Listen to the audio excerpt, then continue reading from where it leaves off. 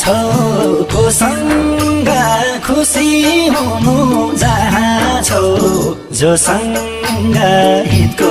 परानी मेरो हितको परानी अब कहिले होला खै तिम्रो काख मेरो सिरानी कहाँ छौ कोसँग